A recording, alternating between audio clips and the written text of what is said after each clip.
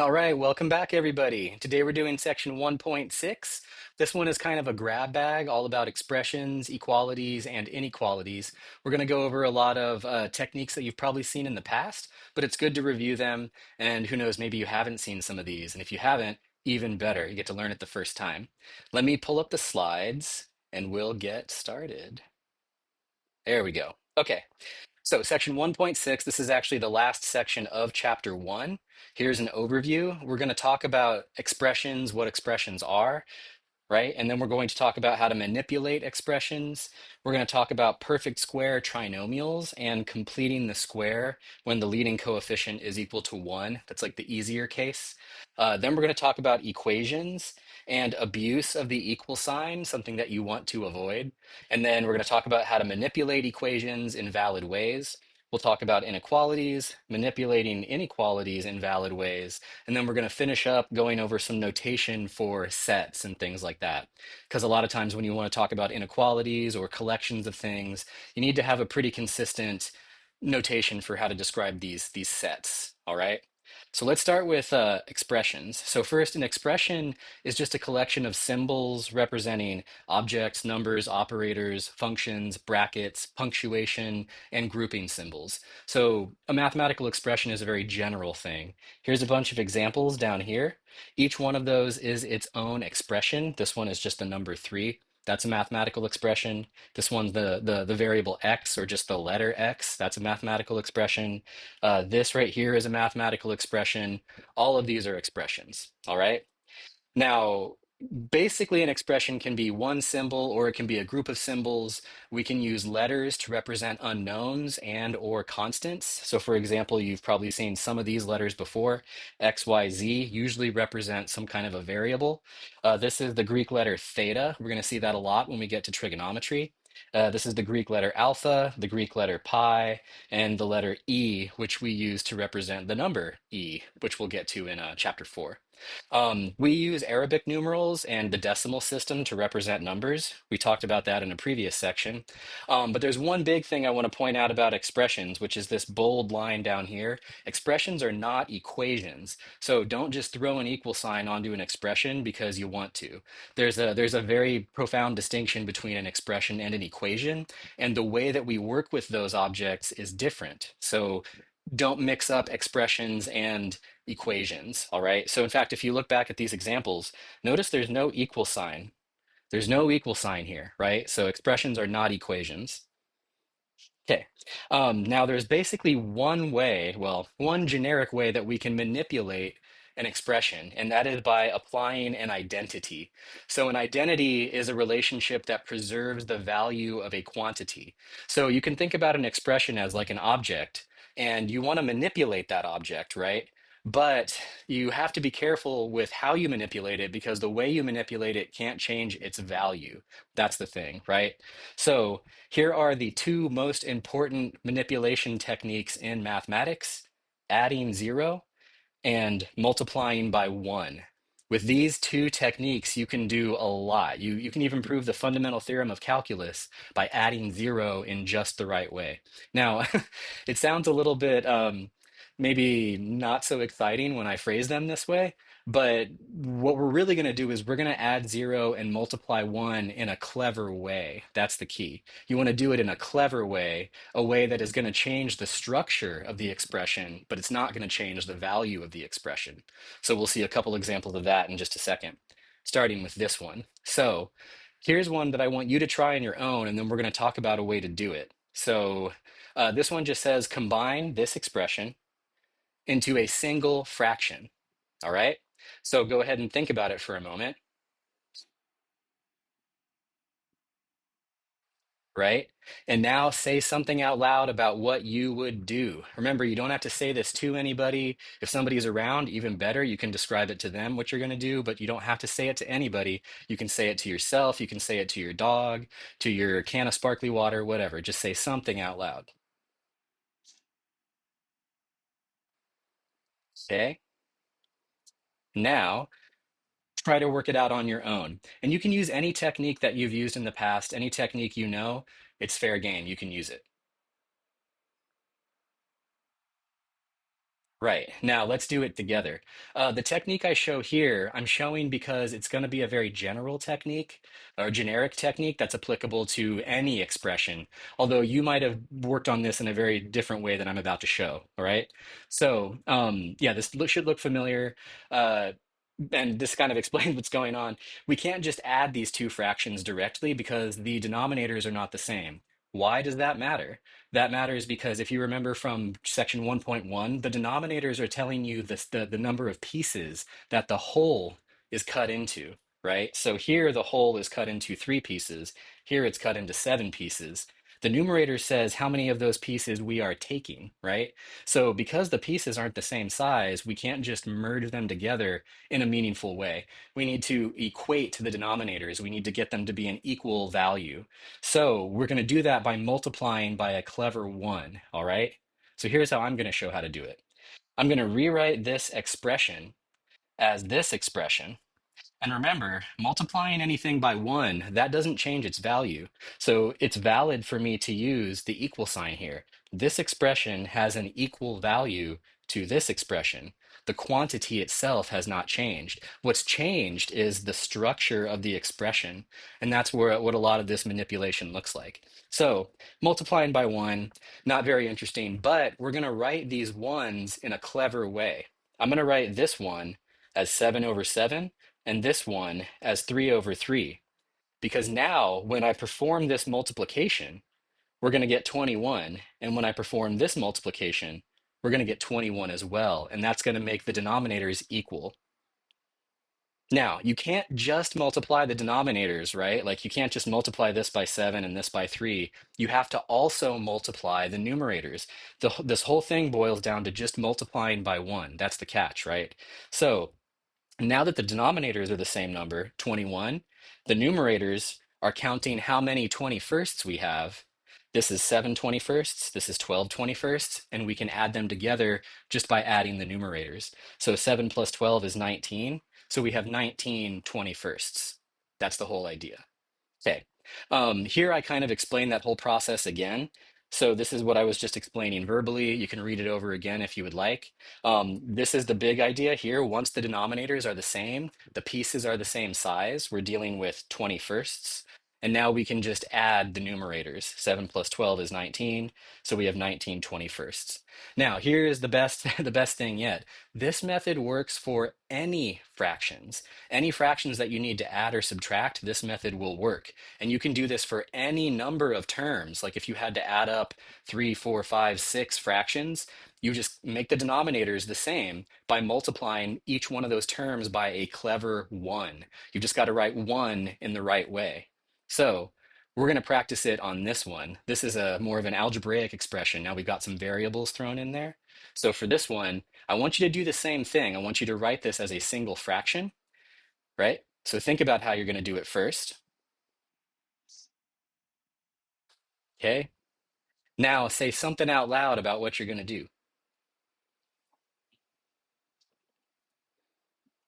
And then try to work it out. Try to combine those two fractions in a valid way.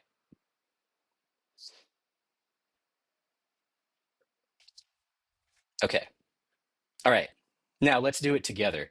I'm going to use the same technique that I did just a minute ago, but you might be using a different technique. You might even be using a technique that we're going to see in a moment. But I'm going to multiply by a clever 1 once again. So here's the original expression.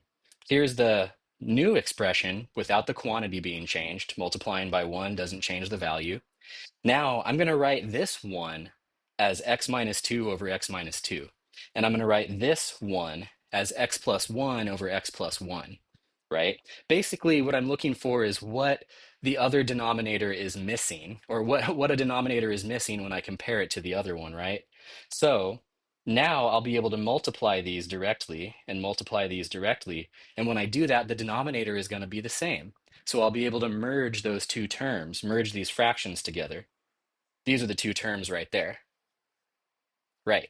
Now, here's what goes on in the numerator. Now we need to do some more manipulation. We need to multiply some things out, massage things a little bit. Maybe we'll get some nice cancellation. So I'm going to distribute the x to both of those terms and distribute the 2x to both of those terms. And then I get this expression in the numerator. Now I'm going to look for cancellations or I'm going to combine like terms, right? Remember, combining like terms is basically putting the pieces that are the same type together. So in this case, I've got negative two x's and I've got positive two x's. So when I add those up, they cancel out and I've got zero x's. So we don't need to write that. Here I've got one x squared and then I've got two more x squareds. So when I add those together, I get three x squareds. And then that's the final result, just like that. Right. Okay, now one thing I'm going to do is this, and actually I'm going to pause for just a moment. What I want to do is I want to show you a little bit about how to use Mathematica. Mathematica is a really, really powerful computer algebra system, and it can do almost everything that we're going to talk about in this class. And it behooves you all to know that this type of technology exists and to at least get a little taste of how it works, all right? I don't expect you to become a coder or if your degree does not involve computer science, that's okay. But I will reiterate what I said on day one or in the introductory lecture, which is that if you're getting a STEM degree, you've got to learn how to code at some point. I know you may not want to, but it's just a necessary thing. Trust me. I can tell you more about it in class, but don't don't limit yourself by not learning how to code. Even if you hate it, it's just something you've got to learn how to do over the course of your degree. You don't have to be an expert at it in this class or even the next class, but you've got 4 more years to learn a programming language, and you really do need to. Okay, give me just 1 second here. All right, there we go. Okay, let me pull up Mathematica and we'll take a look at it together. So you can find this notebook on Canvas if you want to follow along on your own. I have a bunch of different commands that we're going to use here, but we're going to start with this one. So the question basically said to simplify this expression. This is the expression from example one a minute ago, right? Or sorry, example two. Now, a couple things I want to point out. Here, I'm making sure that I'm entering it the right way. This is x divided by the quantity x plus 1. Make sure you're using parentheses there. Mathematica well, I'll say this. It treats spaces as multiplication. Might seem a little bit weird, but it's really just to save you some effort. So if you'll notice right here, this is actually, oops, where are you? Come here. There we go. Okay, so if I do this, here, I'll delete this. If I do 2x, it's going to put a space there. Or if I put a space in between it, it treats it as multiplication. If you're not comfortable with that, if you would rather be explicit and be like, I need to know that's a multiplication, you can just use the star symbol, and that means multiplication in this language. All right, so x over x plus 1 plus 2 times x over x minus 2, and I'm going to ask Mathematica to simplify this expression. Now, it doesn't matter where you put the cursor or where the cursor is or the pointer is. To compile a code in Mathematica, you do shift return. So I'm going to do shift return, and it gives us this expression right here. Now, this is almost the same as what we had. In fact, let me go back here. This is almost the same as what we had. Let me flip back for a sec. This is what we got. There you go. This is what we got when we simplified that fraction. And that's because we didn't expand the denominator. Let's go back to Mathematica for a sec, right? So here, Mathematica went ahead and expanded the denominator. Well, maybe that's not what we want. Maybe we want the denominator to stay factored. We're going to talk a lot about that in chapter 3 and a little bit about that today. So here what I'm going to do is I'm going to compose these two commands. So now there's two commands going on. Here's the simplify command. So Mathematica is going to simplify this expression. Then after it simplifies that expression, it's going to factor it. It's going to factor the numerator and the denominator of whatever this is. All right. So let me compile this one, shift return, boom, there it is. So this is very, very similar. In fact, well, I mean, it's definitely equivalent and it's pretty structurally equivalent to what we had. The only difference is Mathematica switches the order of these terms. Let me flash back to the slides for a sec. There we go. See here, we had x plus 1, x minus 2, but Mathematica writes it as negative 2 plus x and 1 plus x. That's just because it prefers to list constants before variables, and it lists them in ascending order, like negative 2 and 1. So it's just making a choice in that sense, right? One thing I want to point out here, a couple things about Mathematica. One, Mathematica commands always begin with a capital letter. So if I, for example, show you here, see, oh, it doesn't show you the menu, my bad. Okay. Um, every one of these Mathematica commands begins with a capital letter. So anytime you want to enter like a Mathematica command, it'll be like capital S, capital A, capital anything. It also needs these square brackets to indicate the input. So for example, simplify would look like that. And then we can put whatever we want inside this function, right? We're going to talk about functions a lot in section 2.1 and just all of chapter 2, which is all about functions. This is a mathematical function, and it's also a Mathematica function. And Mathematica is using this function to operate on the thing that we put inside of it, all right? And it's telling it to simplify this expression. There we go. Now, this is actually what we call a composition of functions. There's two functions involved. There's the simplify function. I put this expression into it. It gets simplified. And then we're going to take that result and put it into the factor function. And the factor function factors all of the numerator and the denominator into its constituent factors, like so. All right. We'll play around some more with that in a minute, but let's get back to the slides. Okay, let me get back to the slides. Here we go. All right. So we did this, and this is the result that Mathematica gave us. Now, one thing I want to do is just revisit the last two examples a bit, because there's a technique here that can give us a little bit of a shortcut. Maybe you were actually doing this when you computed these two problems, or merged these fractions, right? You'll notice if you go and you look back at the steps, there's a point where we had this, and we were able to rewrite it like this. And there's a point where we had this and we were able to rewrite it like this. Now, these two results are actually following a very nice shortcut that works anytime you want to add or subtract two fractions. And here it is right here. There it is. So A over B plus C over D.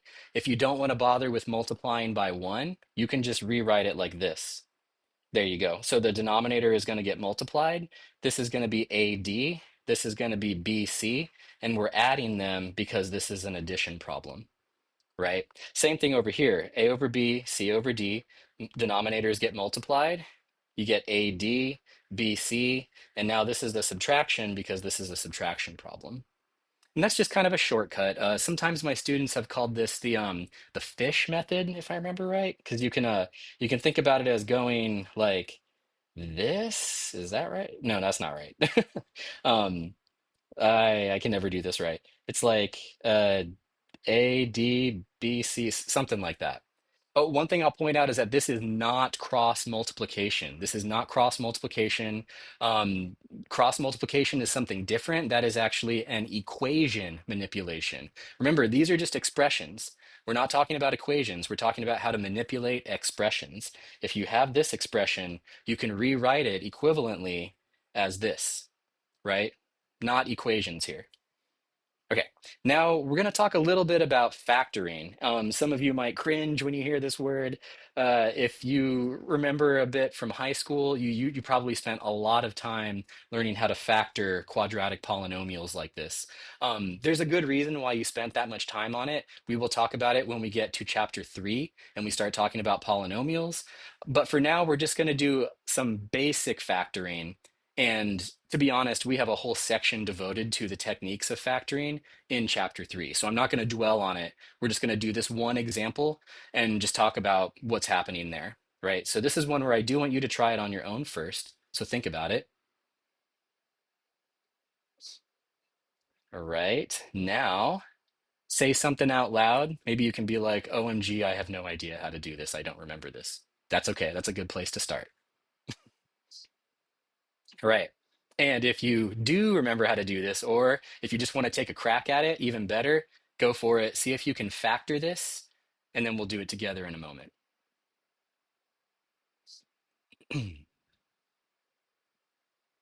Right. Okay, now let's do it together. There are several ways to factor this. Again, you might have a different technique than what I'm going to show here. That's totally fine. If you are comfortable with factoring, even better. Use whatever techniques you know how to factor. I'm going to show you a systematic way how to do it now. And if this is not what you like, No worries. Just do it the way that you know how to do it. And if you don't know how to do it, again, we have a whole section devoted to that in chapter 3. So here we go. I'm going to manipulate this expression. Notice there's no equation going on here. This is not an equation. So all I can really do is massage what's already been given to me, or I can add 0, or I can multiply by 1. So I'm going to do something a little bit clever here. I'm going to rewrite 3x as x plus 2x. We'll learn why I'm doing that in chapter 3. But here we go. I'm taking this expression and I'm breaking up these 3x's into two separate groups. 1x, and then 2x's. Now what I'm going to do is I'm going to factor by grouping. That's what this technique is called. I'm going to isolate these two terms and these two terms, and I'm going to factor whatever I can out of each of those two terms separately. So one thing I notice about these here, both of these little subterms, they share a factor of x. So I'm going to factor an x out of both of those. Think, there it is. And what I'm left with is an x here and a plus 1 here. Another note, I'll say this a lot in chapter 3 too. Anytime you factor, you might as well take a second and redistribute everything to see if you did it right. So x times x is x squared.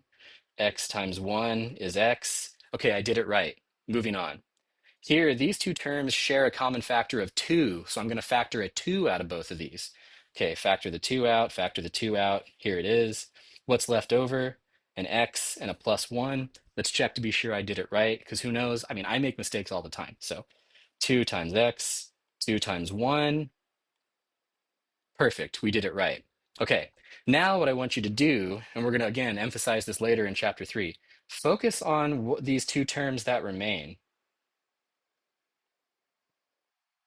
And do you notice anything similar about those two terms? Think about it for a sec. Anything similar, anything common between those two terms that I boxed? Okay, what do you see that they have in common? Say it out loud. That's right, that's right. They both have a factor of x plus 1. Let me highlight it here. I'll use blue. They both have a factor of x plus 1 right here, right? There we go. So just like we were doing up here with these other ones, let me use maybe red or something. Just like we were doing up here, where these two terms had a common factor of 2 and we factored it out and we were left with 2 times x plus 1, these share a common factor of x plus 1. So I'm going to factor out the common factor of x plus 1 and then multiply it by whatever is left. So I'm going to say x plus 1 comes out, x plus 1 comes out. And what's left is x plus 1 times x plus 2. There we go. See, here's the x, here's the 2, and here's the common factor of x plus 1. There we go. Maybe I could say I factored it out this way. Same thing. There we go. So this is called factoring by grouping. We'll explore it more in chapter 3. One thing I wanted to point out is, again, Mathematica can do this too. So let's take a look at how to do it with Mathematica with something more basic than what we did before. So here, I've got the same expression that we factored just a moment ago in our way. I'm just telling Mathematica to factor it, shift, return, and boom, it factors it. X plus 1, 2 plus x, or I'm sorry, 1 plus x, 2 plus x plus 1, x plus 2. Addition is commutative, so we can move things around. No big deal. All right. Now, moving along, there are a couple important factor forms that you're going to want to memorize. We're going to see more of these in chapter 3, but I want to talk about these ones first, just to give you some time to get used to them. These are what are called perfect square trinomials. Perfect square trinomials.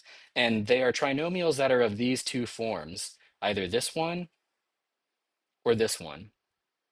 And they are called perfect squares because they factor into perfect squares. Numbers that are perfect squares are numbers that are basically a number times itself. So you know these probably by heart. For example, 4, 9, 16, 25, 36, 49.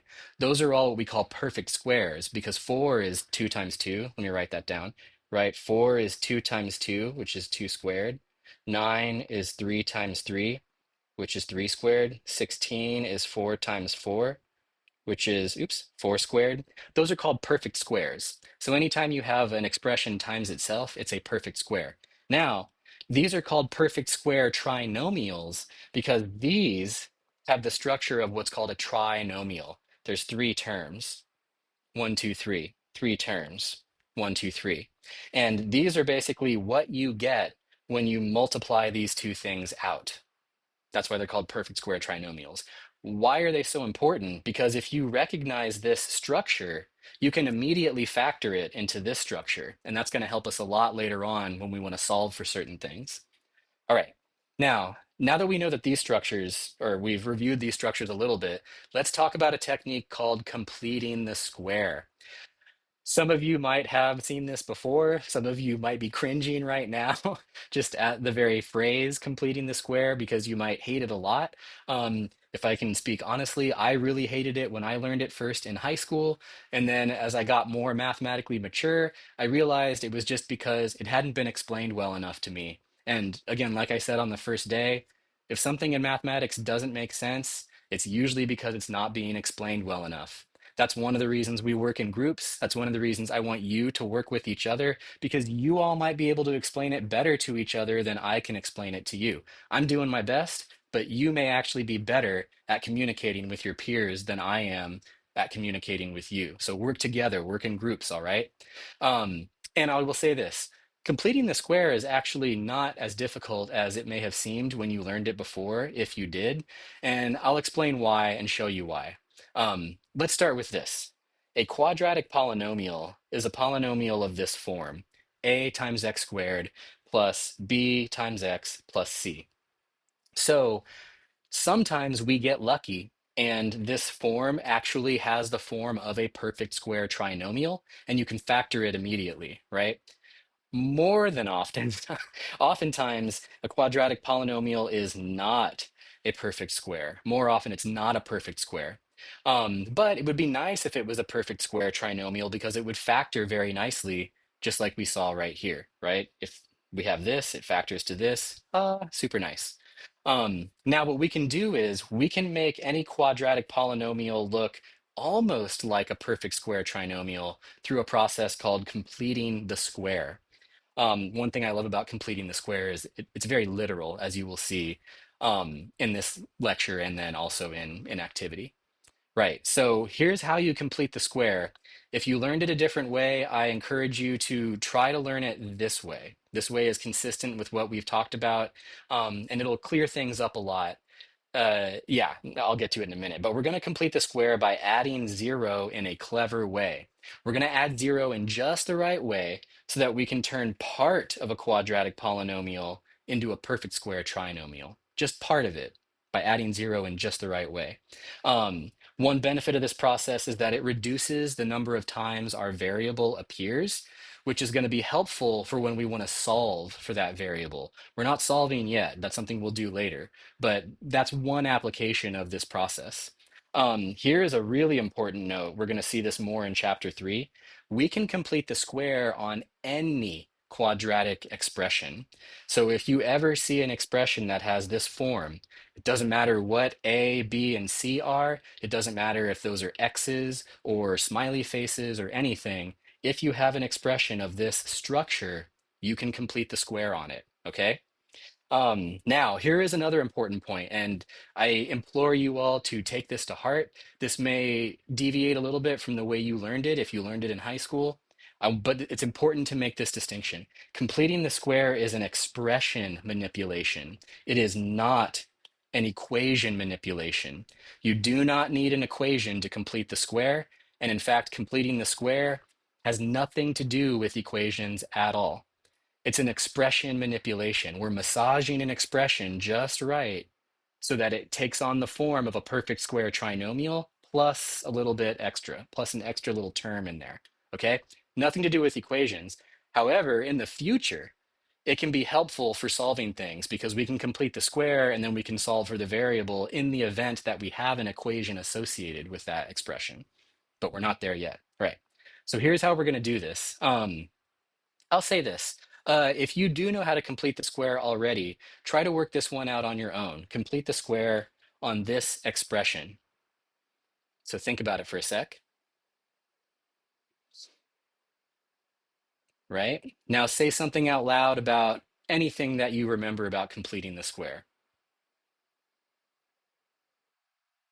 Right. Now try to work it out on your own. And if you want a challenge, try to do it without writing down any equal signs.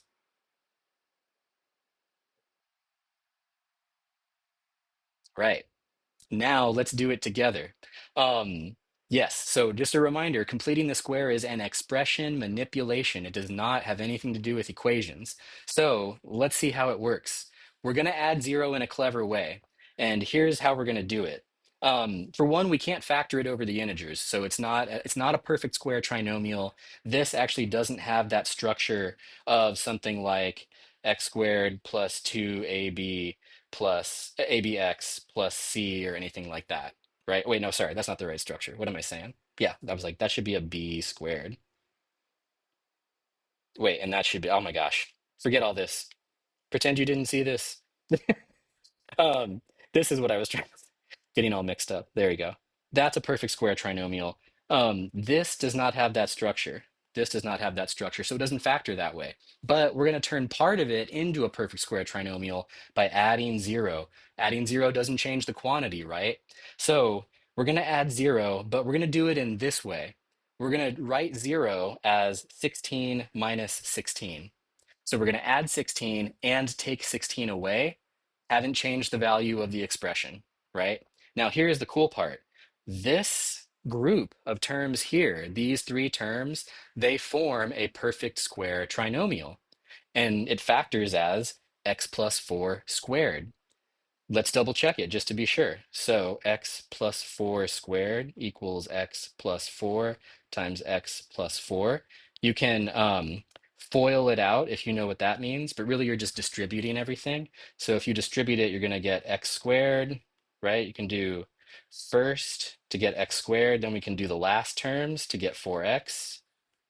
Then you can do the middle terms, 4 times x is another 4x. And then you can do the last terms to get 16 plus 16. And then when I combine these, I get 8. So this is x squared plus 8x plus 16, which is exactly what's written here. Now, the negative 16 is still there. The negative 16 hasn't disappeared or anything. It is still there. And this plus 3, the plus 3 is going to hang out the whole time until the very end when we mush it together with this other term. So negative 16 is still there. Plus 3 is still there. But this is a perfect square trinomial. Boom. Factors like that. Now we're going to deal with the extra terms. So we're going to mush these together. We're going to add them together to get negative 13. And voila, we have completed the square. Quite literally, we've completed the square. Okay, now where was I? Yeah, right here. So the big question is this: what do we add and subtract? What do we add and subtract, right? How did I come up with 16, right? Well, the good news is we're going to kind of reverse engineer what we're going to add and subtract because we want the structure to be a perfect square trinomial. So it turns out that what we're really going to do is if we have something that looks like that, we're going to add and subtract the quantity b over 2 squared. So we're taking this coefficient b, we're dividing it by 2, and we're squaring that result, b over 2 squared. And then this is what we're going to add and subtract. Add and subtract. And then that's all we need. And when we do that, we'll be able to complete the square, right? So this is something that you want to memorize when it comes to completing the square. One thing I will say is we're only dealing with structures that have this kind of a form for right now. The leading coefficient here is 1. And that's what we get. So this is what you want to memorize. When you're completing the square, add and subtract b over 2 squared. And here's just showing how it works with the previous example, example 4. What was b in that case? It was 8. 8 divided by 2 is 4. 4 squared is 16. And now you're going to add 16 and subtract 16. And in that way, you've added 0. Not change the value, but we did change the structure. Okay, and this works for any quadratic polynomial. Simply compute b over 2 squared, add it, subtract it, and then massage things afterward. Now, there's a reason that I've been emphasizing that completing the square is an expression manipulation because it really is. And what's even better is completing the square literally means completing the square. Literally, that's what it means. Um, so let's look at this expression. Oh, yeah, yeah. We're finding the area of the piece needed to complete a square. So take a look at this expression for a minute. Let me highlight it in blue, we'll say. X squared plus 8x. Right, that's an expression and it's a quantity. And if you remember what I said back in section 1.1, any multiplication can be represented as an area, right? So check this out. Check this out. X squared is the area of this big square you see here. X times X, right? This is side length X, this is side length X. Now, take a look at this term here, 8x. We're going to divide it by 2.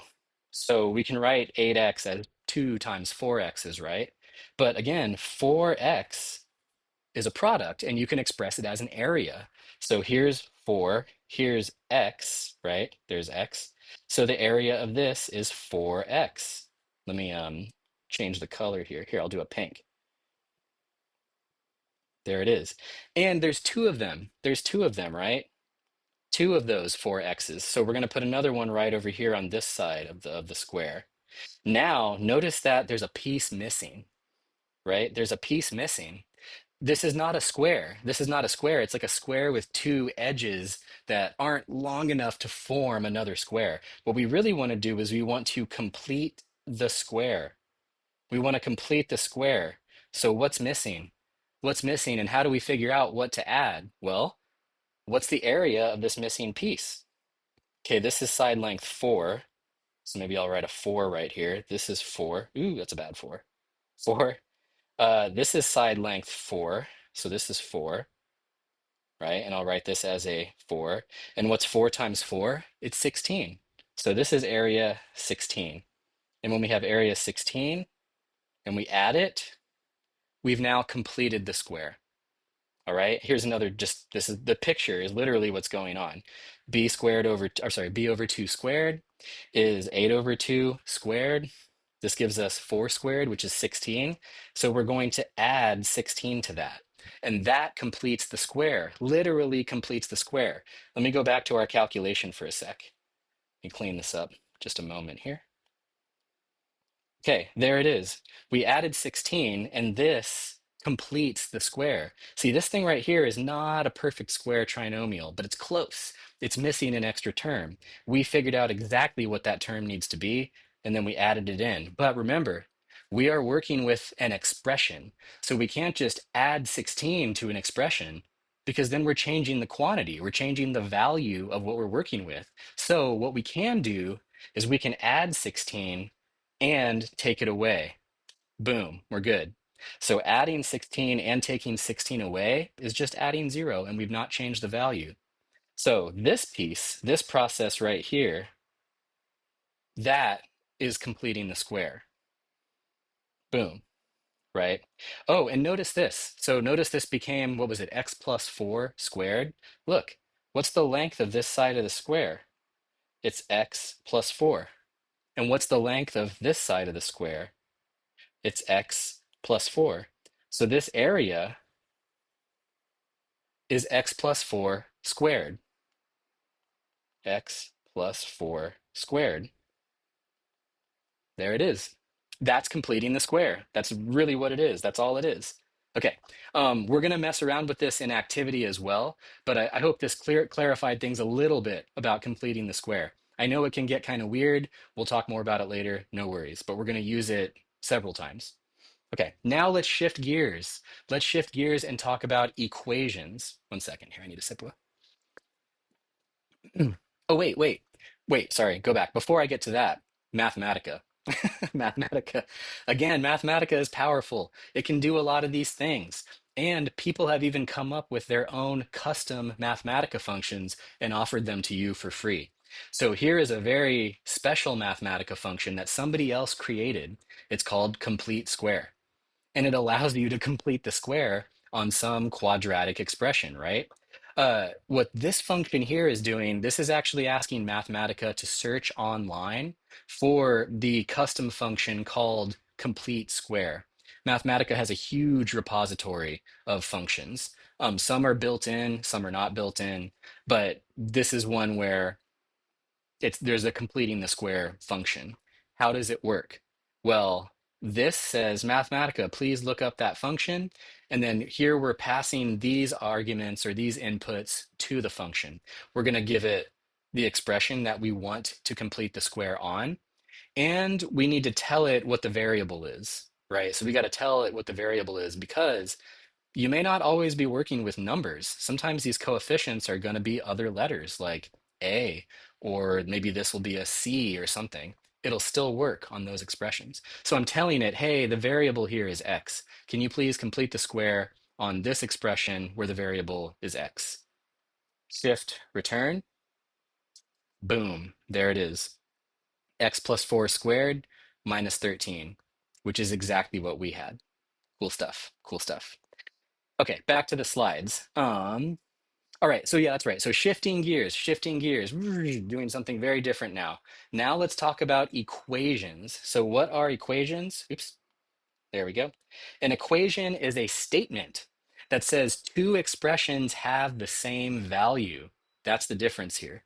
We denote an equation with the equal sign. That equal sign is very, very powerful, and I'll talk about not abusing it in just a moment here. But the equation, the equal sign is saying, hey, this thing over here and this thing over here, they have the same value. They're worth the same, right? The structures might be different. Maybe my hand is backward, right? The structure might be different, but the value is the same. That's what this little equal sign says, okay? Yeah, it's a very powerful relationship between two values. One thing I want to point out, notice that the equal sign, or I should say an equation, is a statement. It's a statement. So that statement is true or that statement is false. True or false, okay? The equal sign is the verb in the statement. Statements are like a sentence, right? And I want you to realize, very literally, the equal sign is a verb. It means the word is. So, for example, if I say x plus 3 equals 4, that is equivalent to the sentence, the sum of x and 3 is 4. Notice the sum of x and 3, that's a noun. That's a person, place, or thing, right? That's a noun. The sum of x and 3, 4 is a noun. The verb in this sentence is. So here's the mathematical interpretation of this sentence. The equal sign is a verb. It's saying it is, right? Now, I know I've said this a bunch of times, but I'm going to reiterate it over and over. Remember, expressions are not equations. Equations relate to different expressions, or I shouldn't even say different. Equations relate expressions, and they say that these two expressions have the same value, all right? Now, because of that very specific definition of an equation, we need to talk about not abusing the equal sign. Do not abuse the equal sign. That's the first thing. And I'll say this throughout the class. The equal sign is not an enter key or an execute button. It's not a give me the result button. A lot of people think it is because when you first get introduced to calculators, they will have an equal sign on the, ooh, I don't have mine on me, do I? They'll have an equal sign on the button a lot of times. And so students get convinced that the equal sign means give me the result of a calculation, but that's not correct. Actually, I think I do have mine. Hold on. I've got my old graphing calculator. Oh, and check this out. The equal the enter button does not have an equal sign on it. See if this will work for you. Here, hold on. Here we go. Here we go. Check this out right here. Will it focus? Zzz. Come on, you can do it. Oh, a little bit. Anyway, if you can kind of see it right over here, it says enter. Does not say equal sign because the equal sign is not an enter button. It's not an enter key. The equal sign is very different from the enter key. All right. Okay, back to the slides. Um, so if you want to know if you're using the equal sign correctly, always ask yourself this question. Are the two values on either side of that equal sign the same value? And if the answer is no, then you've abused the equal sign. Okay, that's it.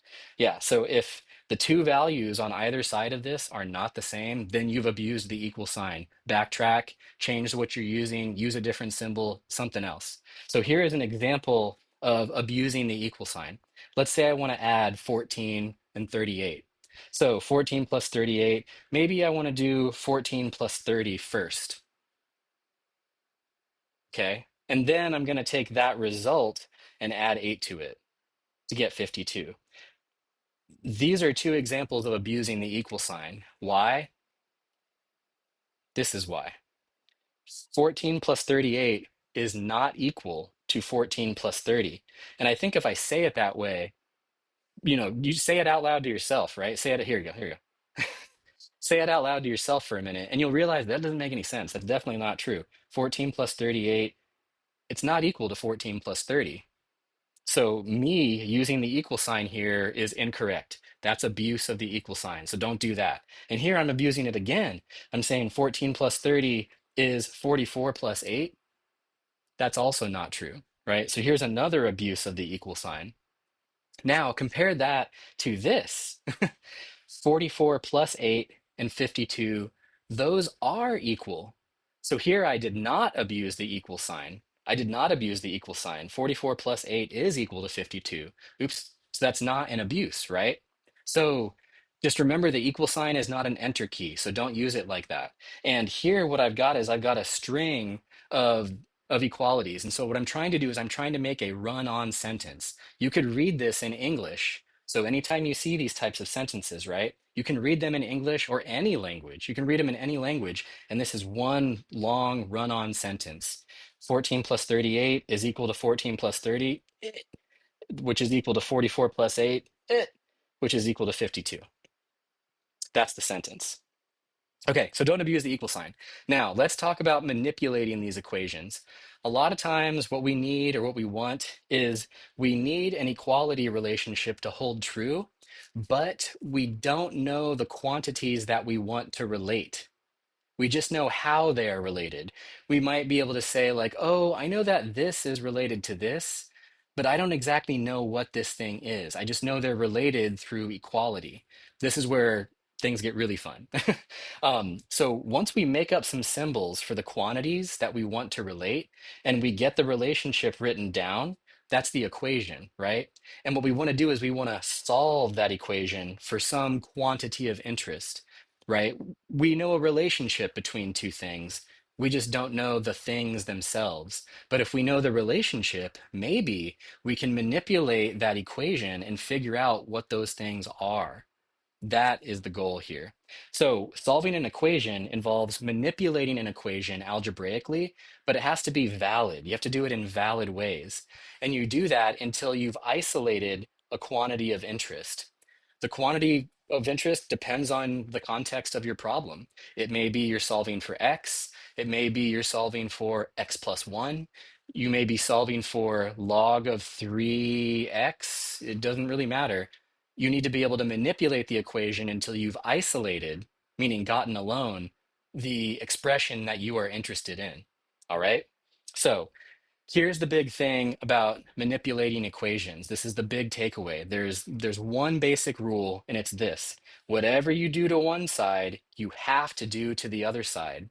And the reason for it's a very tight restriction. The reason for this tight restriction is that this preserves the truth value of the relationship. Remember, an equation is a statement that's true or false, that this thing has the same value as this thing. So if I want to start manipulating this relationship, whatever I do to this side, I got to do to this side too. That's it. And that's the only way you can preserve the truth. If you start working on one side but not the other, you've lost the truth. The truth value is no longer there. And well, we'll talk more about that later, but that's the big idea. You got to work on both sides equivalently if you want to preserve the truth. So, oftentimes, this manipulation process involves applying what's called an inverse operation. And you apply this inverse operation to both sides of the equation, and that lets you massage the expressions into a different form. And then maybe that'll let you solve for something. That's kind of the goal, okay? So, 2 points of caution. when manipulating equations. And I say these because they're very common mistakes, so try to avoid doing them. I will help you learn how to do this in class, and your instructors and the tutors will help you learn this. Here's the first point of caution. When you manipulate an equation, you have to operate on each side in its entirety. Meaning you have to, whatever you're doing to both sides, you've got to do it to the whole of both sides. You can't perform an operation to parts of one side and parts of the other side, and you can't pick and choose which parts you want to manipulate. You got to manipulate the whole sides, right? The whole sides. So here is an example. Let's say I've got an equation like this. I can square both sides of this equation. That is a valid manipulation. So I can take this and I can square it, but I also have to take this whole thing and square it. Notice the parentheses here. I'm taking this whole side and squaring it, and then I'm taking this whole side and squaring it. That is a valid equation manipulation. This is not a valid equation manipulation. That's why I put it in a different color. So here, this is not valid, so do not do this. Here, I'm only squaring the square root of x, and I'm only squaring the x on this side. Not valid at all. Here, what I've done is I've picked and chosen what I want to manipulate, what I want to operate on. Deal breaker. Deal breaker. If I do that, the truth is lost, and this is not going to work. So beware. You can't operate on pieces of an expression. I'm sorry. You can't operate on pieces of the sides of an equation. You have to operate on the whole sides of each equation, right? Or of an equation. That's the first point of caution. Second point of caution, you can't divide an equation by a variable expression. Beware. It's very common to do this. I have a little stipulation here, but let me reiterate this. You cannot divide an equation by a variable. And then the little side note is, unless you're certain the expression is never zero. So beware, if you find yourself dividing by x or dividing by 3x plus 1, danger, danger. Like red flag goes up, you got to be careful. You cannot divide by a variable expression unless you are certain that expression will never be zero. So, for example, this I can manipulate. What I'm going to do is I'm going to subtract x minus 1 from both sides. So I subtract x minus 1 from both sides. They cancel out here. I get 0. And here I've just got x minus 1 squared minus x minus 1, right? Okay, that is a valid equation manipulation. However, if I were to take this equation and divide both sides by x minus 1, that is invalid. That is invalid because x minus 1 could be 0. And now what I'm doing is I'm dividing both sides by 0, which is not valid. In fact, x minus 1 is equal to 0 in this case when x is equal to 1. And it turns out that a solution to this equation, meaning if you were to solve this for x, 1 is a solution. 1 will solve that equation. But if you divide by x minus 1, you're dividing by 0 when x is equal to 1. So general rule, you cannot divide an equation by a variable expression. Beware, all right? Okay, moving on. Oh yeah, this is an important point. When we write down an equation, we are assuming that it is true for some value. We're just assuming that it's true. It may not actually be true for any value, but we're assuming that it is. So when we write an equation down and then we solve for x, we're assuming that it has a solution, even though it may not. We're going to find out through the manipulation process. Some equations have no solutions. Some may have one or two solutions. Some may have a handful of solutions. Some may have infinitely many solutions. We're going to see that in chapter 3. So when we solve an equation, we may get garbage answers. These are more politely referred to as extraneous solutions. So sometimes when we solve an equation, we might get a result, but that result may not be valid. It may be garbage. The reason for that is when we write the equation down to begin with, we're assuming it's true for some value, but it may turn out that it's only true for a value that doesn't work. We're going to see that in a minute too. All right. So this is why we need to verify that our answers are correct in some way. This is one reason why your previous teachers might have talked to you about always checking your work or something like that. There are other ways where you may not need to check your work if you know enough about the domain and the range of certain variables, but we'll talk about that later.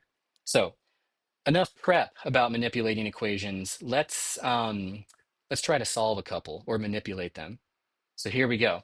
Here's one I want you to try on your own. You can use any techniques that you would like. Try to solve this equation for x, right? So think about it for a sec, how you would do it, right? Now say something out loud to yourself about how you will do it, or to somebody. If you're with somebody right now, just tell them, hey, I'm gonna distribute the 3 or something like that. Now try to solve it, and we'll do it together in a moment.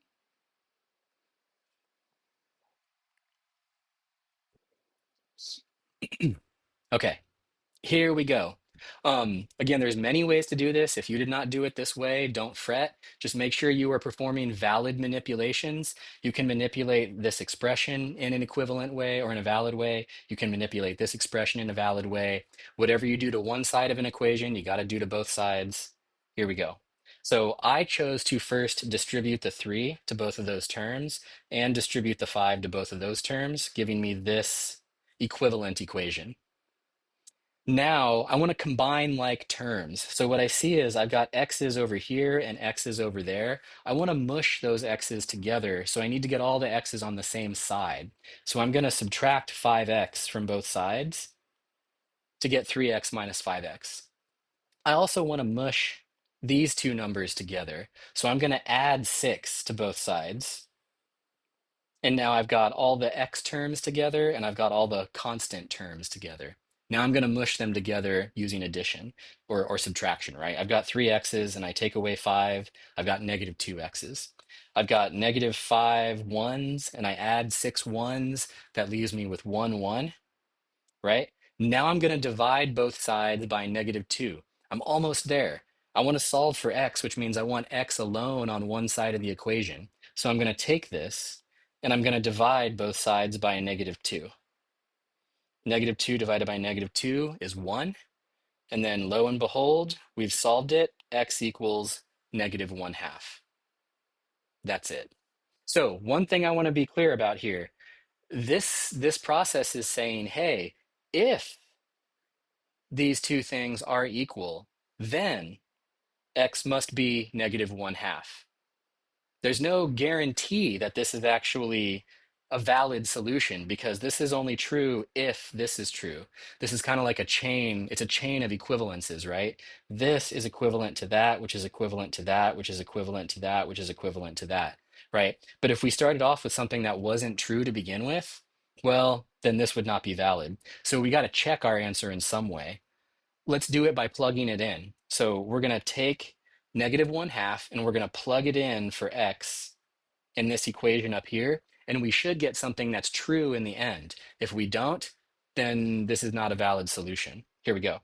Replace every x here with negative 1/2. There, there. Now simplify. Negative 1/2 minus 2, that's negative 5/2 or negative 2.5.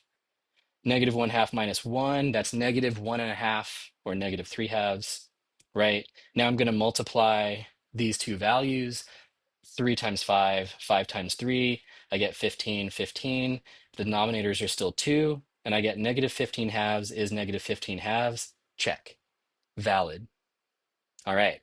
So this verifies that that is a valid solution to this equation. Now, here's something fun.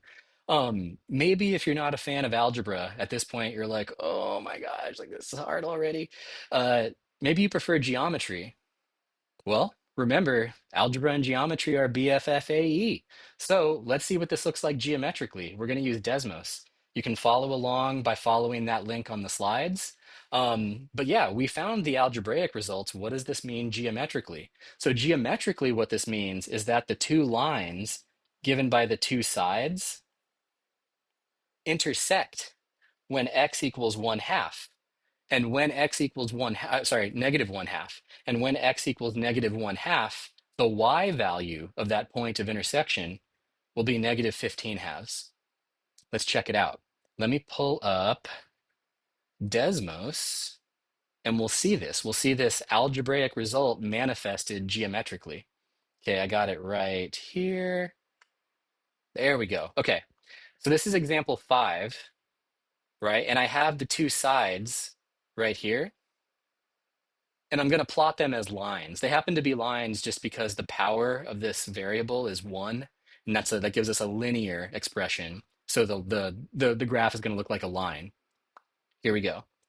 All right, so the red line, this one right here, that is 3 times x minus 2. The blue line, this one right here, that is 5 times x minus 1.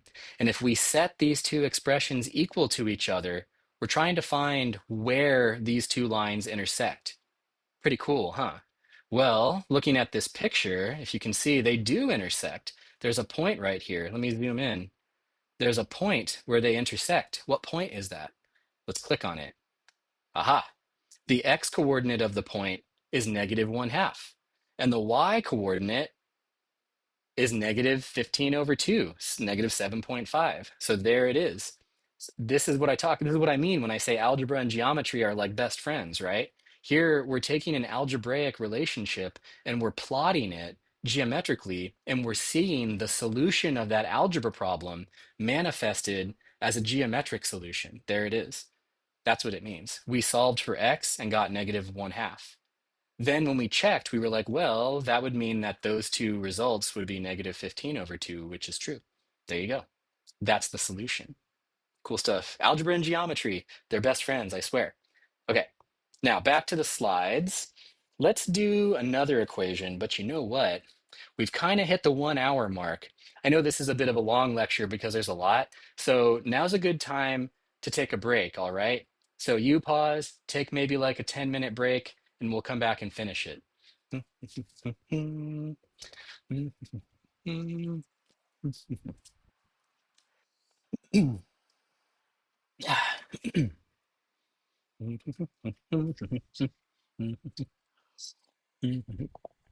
Have some coffee.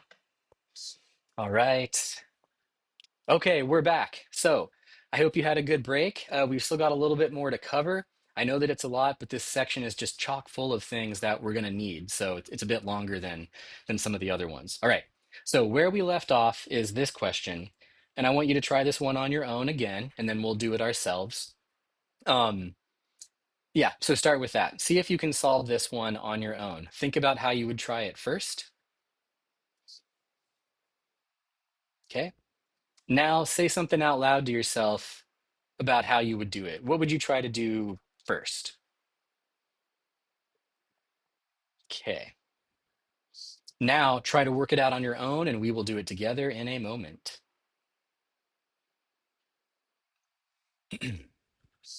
Okay.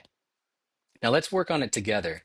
Let's see. So we've got this thing is equal to that thing, and we need to solve for x. So we need to get x by itself. Um, a note here, this is actually what we call a rational equation because we've got a ratio. We've got ratios here.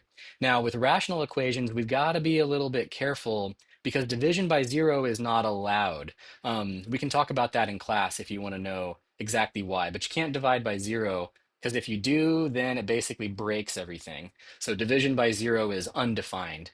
So that means before we even begin to solve this, we need to say what are the restrictions? What are the restrictions on x? Meaning, what can x just not be to begin with, right? In particular, we need to avoid division by zero. So if you look at these denominators, if x were equal to 1, that means division by zero. So if x equals 1, then you get division by zero. Sad face. So right off the bat, we need to specify that x cannot be 1. So that's the very, very beginning here. X cannot be 1. So whatever solution we get when we solve this equation, it can't be 1 right off the bat. Okay, now what we're going to do is we're going to use this technique. We're going to multiply both sides of this equation by a common denominator to eliminate the fractions. This is a really, really helpful technique. We'll see more of it during the activity, but I highly recommend you make sense of this technique because it'll save you a lot of work. Right. So notice that the common denominator for both of these expressions is x minus 1. So I'm going to multiply this whole side by x minus 1 and multiply this whole side by x minus 1. And if we did this correctly, it will actually eliminate all of the fractions in one step. So here we go, x minus 1, x minus 1. Now, remember, whatever you do to one side, you have to, or sorry, whatever you do to an equation, you got to do to the entirety of both sides. You can't pick and choose which things you want to apply it to. It's got to be the whole thing. So I'm going to multiply the whole thing by x minus 1 and multiply this whole thing by x minus 1. Now I'm going to distribute, massage things, right? So, sorry, I'm going to take this, distribute it to that term and to that term. So here it is, this and this. On this side, there's only one term, so I just need to do this times that, and I get that. Now check this out. There's a cancellation here. Use red. X minus 1 cancels x minus 1, and x minus 1 cancels x minus 1. That's why this technique is nice. If you multiply by a common denominator, it'll get rid of the fractions in one step, just like that. What's left? The 3x, the 2 times x minus 1, and the 3. Now we're going to massage a little bit more. Distribute the 2 to both of those terms, 2x minus 2. Now we're kind of back to where we were before. I need to combine like terms. I've got some x's on this side. I've got 3 and 2. That makes 5. I need to get these constant terms on the same side. So I'm going to add 2 to 3 and to here. That'll make it 0. So if I add 2, I get 5. Right, now I'm going to divide both sides by 5, and we get x equals 1. All right, hooray, we've solved the problem, right? Right? Well, there's a bit of an issue here.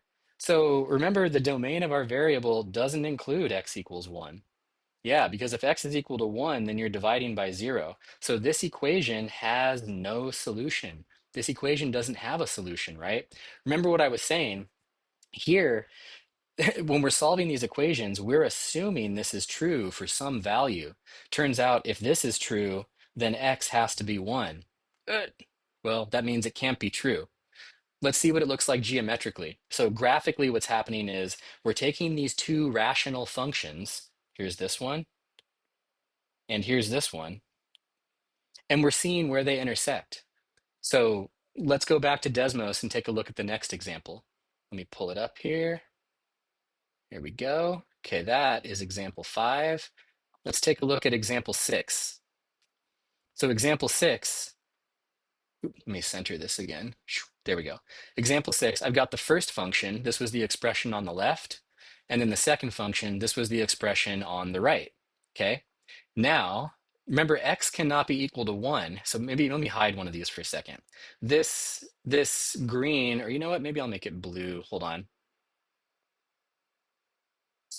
Hold on. Blue and red. Let me make it blue and red so it's a little more contrasting. There we go. Okay, so this is what that one function looks like. We're going to see how to graph these in chapter 3. It's easier than you may think. May be a little bit of a process, but not as confusing as you may think. So here's that rational function, and here's the other rational function. The question is, where do they intersect? If they intersect somewhere, then that equation that we were looking at will have a solution. So let's graph both. Where do they intersect? You might think they're intersecting down here, but they're not. Even if you keep going, they're not. Okay, so they're not touching there. They're not touching there. Okay, are they touching here maybe? Nope. And if you keep going up, you're going to see that they don't intersect. Okay, let's go back to the home here. All right, so why are they never intersecting? Because if they were to intersect, then x would have to be equal to 1. Here it is. Actually, maybe I'll make this black. There we go. Right, this is the line x equals 1. And you can see that they never cross that line. This is what we call a vertical asymptote. So the reason these things are never intersecting is because the only place they could intersect is at this vertical asymptote, which they never will. So this is an equation that has no solution. And here's the geometric interpretation of that result, showing that indeed they do not intersect. So that equation does not have a solution. Pretty cool stuff, right? Algebra and geometry, close buddies. All right. Now, where are we? Oh, yes. Check this out. Mathematica, once again. We can use Mathematica to solve things. Mathematica has a solve command.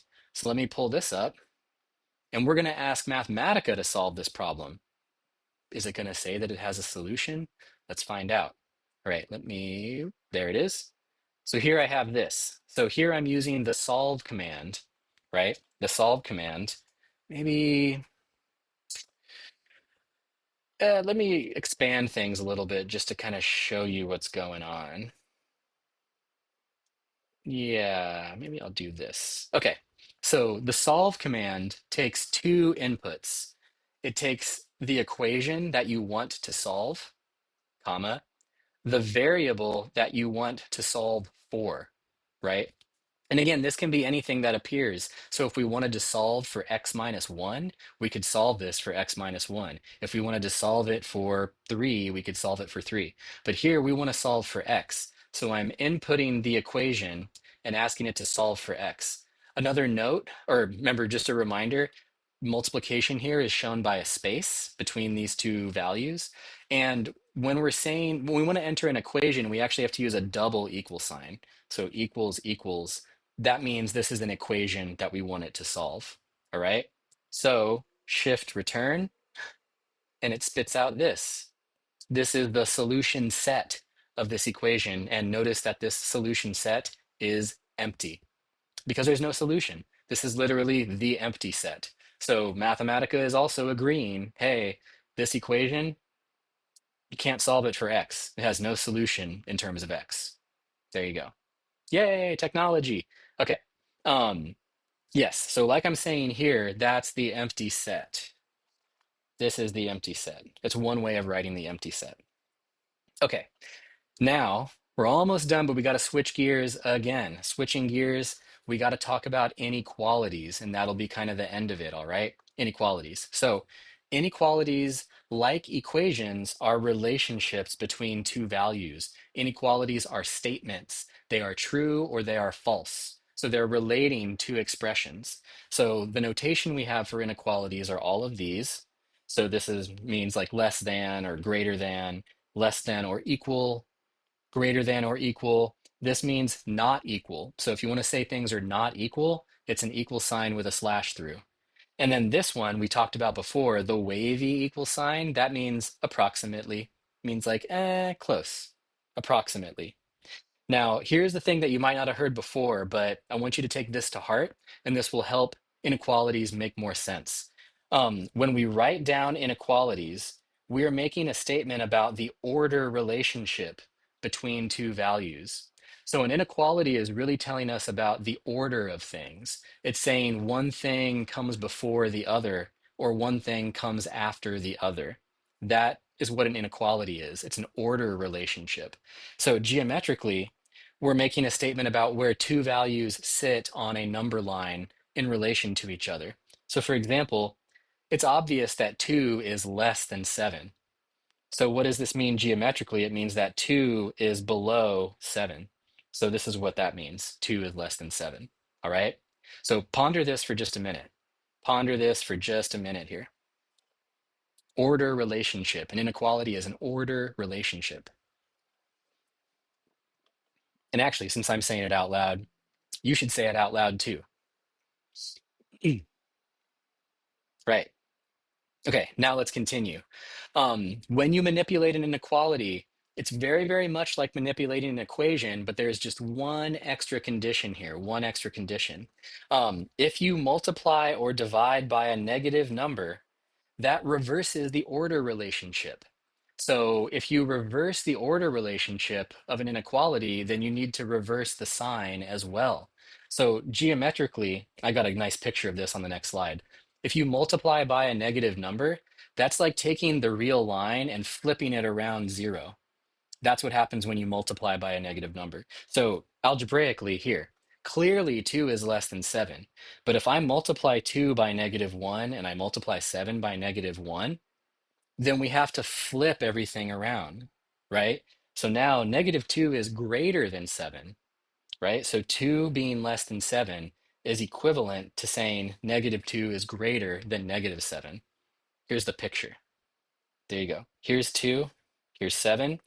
This is the order relationship. 2 is less than 7. If I multiply by negative 1, it's like flipping, rotating the whole real line, right? Multiplying by negative 1 is like going like that. And when I do that, it changes the order relationship. Negative 2 is greater than negative 7, right? It's further to the right than negative 7 is. So that's what happens. So be careful. When you're solving an inequality, if you multiply by a negative number, you have to change the sign because you're changing the order relationship of the two values. Okay? All right. Now, here is another helpful technique. This is one that can save you a lot of work when you're trying to solve inequalities. If the sign of the numbers involved are the same, then reciprocating also reverses the order of the inequality. So more specifically, if A and B are both positive, or if A and B are both negative, then if A is less than B, 1 over A is greater than 1 over B. So this is helpful. If you reciprocate in an inequality, it changes the order of the sign. Again, it's for the same reason. We're trying to preserve the truth here. And if I start reciprocating, then the order relationship of those numbers changes. So I need to change the thing that is saying what the order is. That's the basic idea. So here's an example. 2 is less than 3. Well, 1/2 is greater than 1/3. These are equivalent. These are equivalent statements. How about this? Negative 7 is definitely less than negative 4. Picture the number line, right? Well, if I reciprocate those, negative 1/7 is greater than negative 1/4. Negative 1/7 is further to the right than negative 1/4 is. So reciprocation also does that. You just got to make sure that the numbers involved have the same sign. Notice these are both positive and these are both negative. That's the caveat there. All right. Now let's solve an inequality. So I want you to solve this inequality for x, and I want you to try this one on your own. So think about it first, right? Now say something out loud about what you're going to do. How would you solve it? All right. Okay. And now try to work it out on your own. Isolate x on one side all by itself, and we'll do it together in a moment.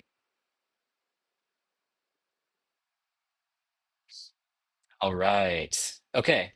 So same kind of deal, just like we were working with equalities or equations, we're going to do the same thing.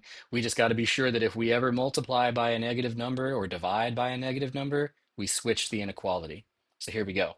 I'm going to merge these two constant terms. So I'm going to add 6 to both sides and get 15. Now I've almost got x by itself, but there's a negative 3 in front of it. So I need to get rid of that negative 3. How do I do that? I divide by negative 3. Oh, wait, here I'm actually going to multiply by negative 1 first. So multiplying by negative 1 changes the order relationship, right? So this is equivalent to this. And I've preserved the truth in this case. So if negative 3x is greater than 15, that means 3x is less than negative 15. I multiplied by negative 1. You could have just divided by negative 3 and gotten the same, and gotten the same result as the final result here. So this means x is less than negative 5. Right. Now, because this is an inequality, there are a lot of solutions for this. This is saying that any real number x that's less than 5 will satisfy this inequality. And you can test it. Let's pick a number like, oh, geez, I don't know. How about less than negative 5? How about negative 10, right? Let's just check it for fun. Let's say x is equal to negative 10. So then negative 3 times negative 10 minus 6, that's equal to 30 minus 6. which is 24, and that is definitely greater than 9. There we go. All right, now nearing the end here, but let's take a look at Mathematica one more time. Mathematica can also solve inequalities. We just have to tell it how to do it, right? So we can use the Mathematica command reduce to help solve this inequality. Oh, by the way, if you follow these links, it will take you to the documentation that shows how to use this command in Mathematica. And oh yeah, I forgot to mention it here. Remember, any SMC student has free access to Wolfram Mathematica and Wolfram Alpha Pro. So please download it, use it, make sure you know how to use it a little bit just to help you do these things, right? Use the resources that you have available. Right. So we're going to use the reduce command. We're going to enter this code and we should get this. Let me switch over to Mathematica. Right. Okay. Here we go. Reduce. So here's the reduce command. And let me expand things just a little bit here. So here's the inequality. Here we're telling it what variable to solve for. Oops, there we go. There you go. And here we're telling it basically what domain over which to solve the inequality.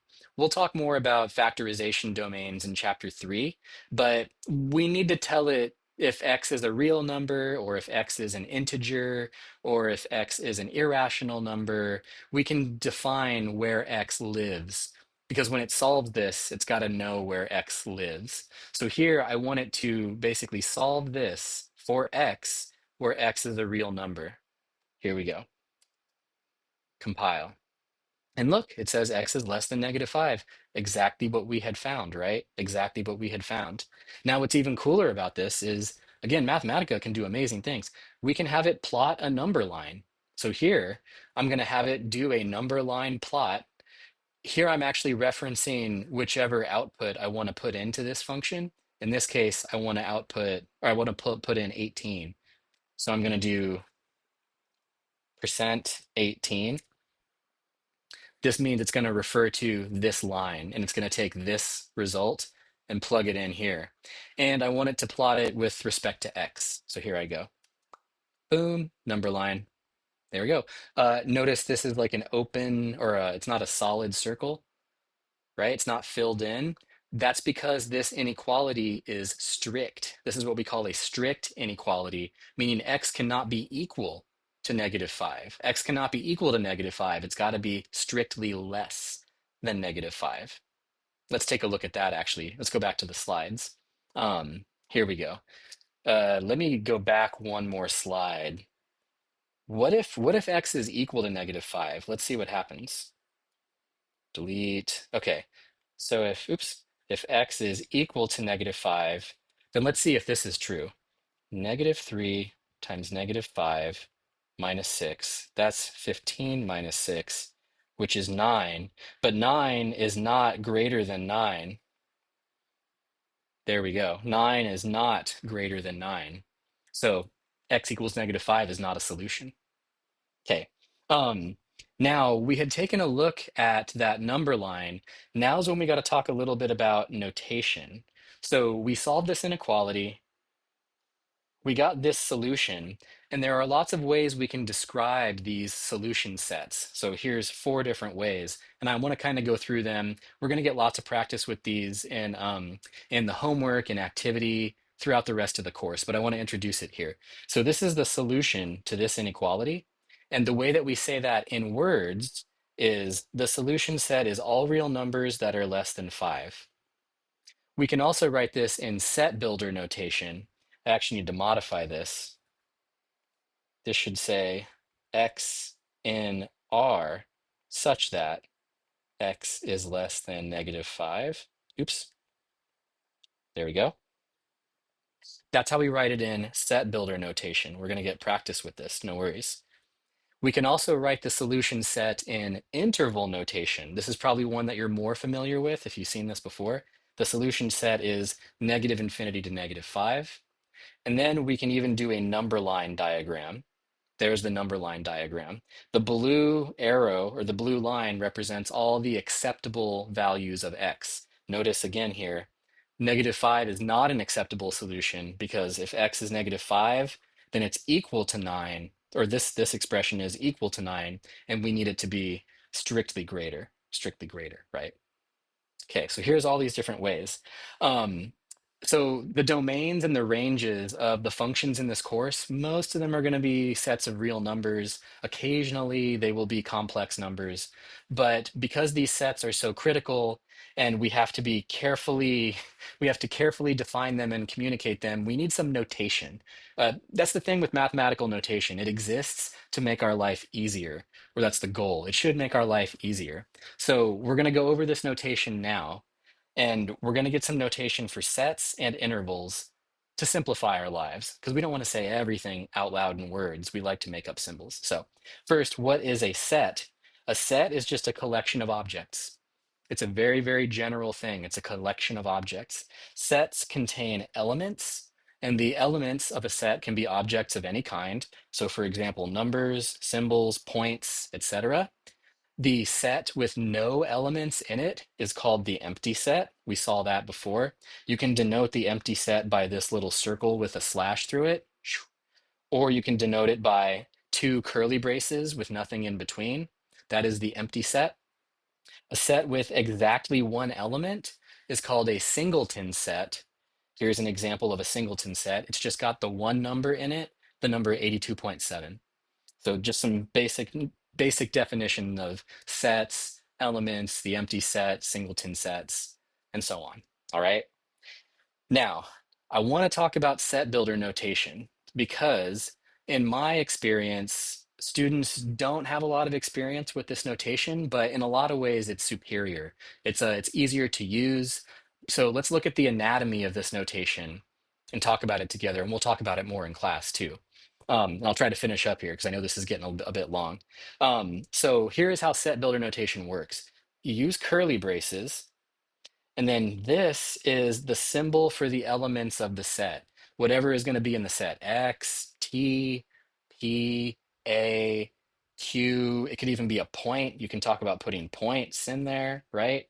And then usually you say where those points live. So in this case, you could say something like X is in the real numbers. Oops.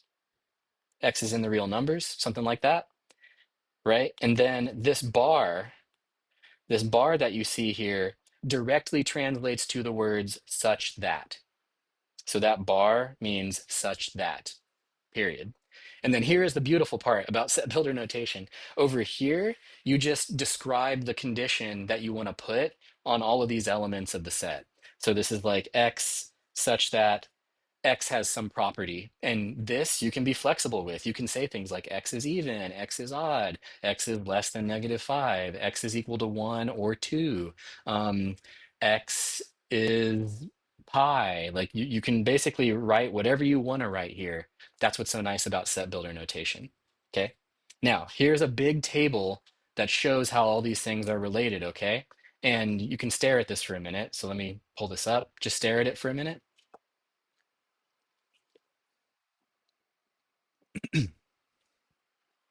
Okay, now let's talk about it together. Oh yeah, see here I use the proper notation here. So when we're dealing with just real number values, here's the interval notation, the set builder notation, and a number line diagram. And these are basically all the possibilities. You don't need to memorize this. We're going to get a lot of practice with it. But this is a good reference table, and I'll use it again in section 2.1. So here, interval notation, I can zoom in a little bit. Interval notation a comma b, that means the set of all real numbers such that x is greater than a and less than b. And then on a number line, it looks like this. So we use parentheses to indicate strict inequalities, okay? And we use open circles here to represent strict inequality. Here, this interval is using brackets, square brackets, because we're saying, hey, this is all x and all real numbers x such that x is greater than or equal to a and less than or equal to b. So here, when we're using the square brackets, we're including the endpoints. We're saying x could be those endpoints. And that's why we use a solid filled in circle here. Okay? Now, we can do any combination of this, right? We could say it's closed on one side and open on the other, open on this side, closed on the other, and this is the picture of it, right? So let me zoom back out. So interval notation, set builder notation, number line diagram. And these are all equivalent. These are all equivalent. They're just ways to write this down to make our life easy. We can also talk about solution sets or just sets that go on forever, quote unquote. So here, a comma plus infinity means that we're talking about any real number x such that x is greater than a. There's no cap on it, right? There's no upper limit. It could be as big as you want it to be. And then we use an arrow going in that direction to indicate that it keeps going. So here, x is strictly greater than a, but it could be any number strictly greater than a. Could also include a if we wanted. A is included. We can also go the other way. So here, we're saying negative infinity to b. This means any real, sorry. Um, oh, wait. I got a typo. I got to fix this. That's a typo. No. Um, oh my gosh, there's two typos here. Copy paste errors, I swear. So this one should be x is less than b. This one should be x is less than or equal to b. There we go. Just like that. Yes. Yes, yes, yes. Yeah. Okay, that's it. I fixed it. All right. So again, this means x is any number that's less than b. This means x is any number less than b, or it could be equal to b. And then here's the number line diagram. And then lastly, you can talk about the entire real line, negative infinity to infinity. Usually when we write that down in set builder notation, you could just say x is in R. Or if you really wanted to emphasize it, you could say x is in R such that x is between negative infinity and positive infinity. And again, that's literally just the whole real line. Okay, sorry about those typos. I will fix those after this recording and fix them on the slides. But on that note, let's play. Whew. Okay, I know that was a long one. I'll just say, thank you all for bearing with this. I hope this cleared up some things at least. We will have time to go over these. So if you don't understand everything that we just went over, don't worry. All those things are going to pop back up throughout the course. So we can keep reiterating them. We can keep going over them. No worries. I will stop rambling here. Thank you again for watching, and I will see you in chapter 2. All right, have a good one.